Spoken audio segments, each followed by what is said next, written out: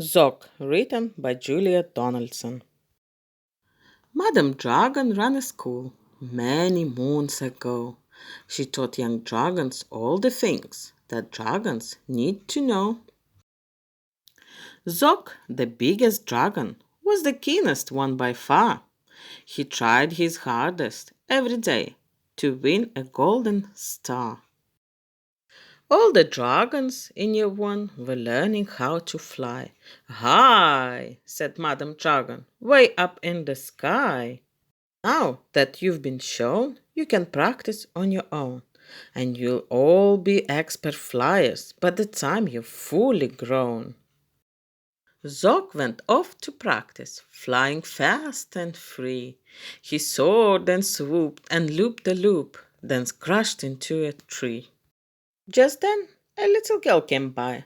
"Oh, please don't cry," she said. "Perhaps you'd like a nice sticky band-aid for your head." "What a good idea," said Zog. Then up and off he flew, his band-aid gleaming pinkly as he zigzagged through the blue. A year went by, and in year two the dragons learned to roar. "More," said Madame Dragon, "louder, I implore. Now that you've been shown, you can practice on your own, and you'll all be champion roarers by the time you'll fully grown." Zog went off to practice. He roared with fearsome force. He kept it up for hours on end, but then his throat grew hoarse. Just then the girl came by again. She said, "What rotten luck! Perhaps you'd like a nice soothing peppermint to suck."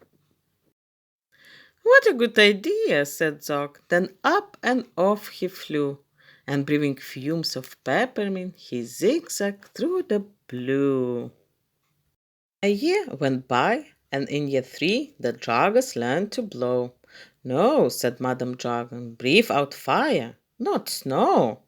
Now that you've been shown, you can practice on your own, and you'll all be breathing bonfires by the time you're fully grown."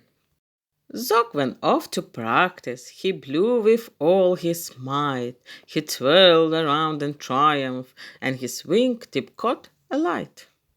Just then the girl came by again. She said, "You poor old thing, perhaps you'd like a nice stretchy bandage for your wing." "What a good idea," said Zog. Then up and off he flew, his bandage flapping wildly as he zigzagged through the blue. All the year four dragons were learning. Can you guess? "Yes," said Madame Dragon, "how to capture a princess." Now that you've been shown, you can practice on your own. You'll need to capture hundreds by the time you're fully grown. Zog went off to practice. He tried and tried and tried, but he simply couldn't manage. "I'm not good at this," he cried. "I'll never win a golden star." Just then he saw the girl. "Perhaps," she said, "you'd like to capture me. I'm Princess Perl."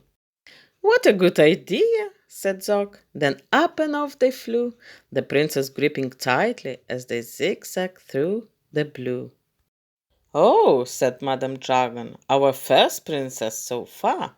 Congratulations, Zog, my dear, you've won a golden star." Zog was proud and happy, and Pearl felt good as well.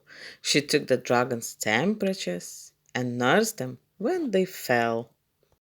A year went by, and in year five, the dragons learned to fight.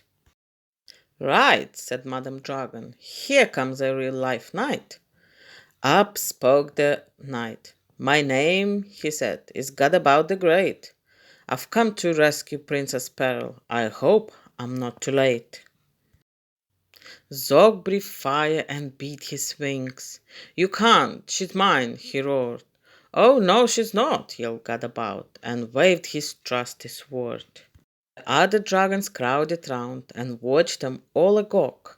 Who was going to win the fight, Sir Gadabout or Zog? Then Princess Pearl stepped forward, crying, "Stop, you silly chumps! The world's already far too full of cuts and burns and bumps. Don't rescue me. I won't go back to being princess and prancing round the palace in a silly frilly dress. I want to be a doctor and travel here and there, listening to people's chests and giving them my care. Me too, exclaimed the knight, and took his helmet off his head. I'd rather wear a nice twisty stethoscope, he said. Then ZOG said, Flying doctors! I'd love to join the crew. If you let me be your ambulance, then I can carry you. Bravo! Said Madame Dragon. An excellent career. All the Year 5 dragons gave a loud, resounding cheer. Then Madame Dragon told the horse, I really hope you'll stay. I'll let you be my pupil's pet and feed you lots of hay. What a good idea, said ZOG. Then up and off he flew, the flying dragons waving as they zigzagged through the blue.